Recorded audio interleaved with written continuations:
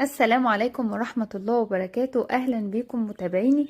النهاردة إن شاء الله هنعمل مع بعض الكيكة الإسفنجية العادية خالص بطريقة ناجحة، وقد إيه هي هشة وخفيفة وسكرها مظبوط وطعمها حاجة كده من الآخر، وبمكونات بسيطة وموجودة في أي بيت عندنا.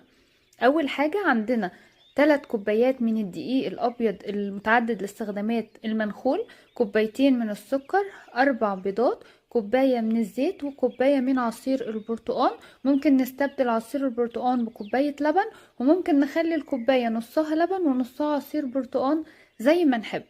هنبتدي بضرب البيض الاول في الخلاط عادي ومن غير عجان ومن غير اي حاجة، بأبسط مكونات موجودة. وبعد كده هننزل بالسكر. انا مش بعمل كوبايتين كبار، ممكن بخليهم حوالي كوبايتين الا ربع كده، بحيث ان السكر انا بحبه قليل، لكن لو حابة السكر تمام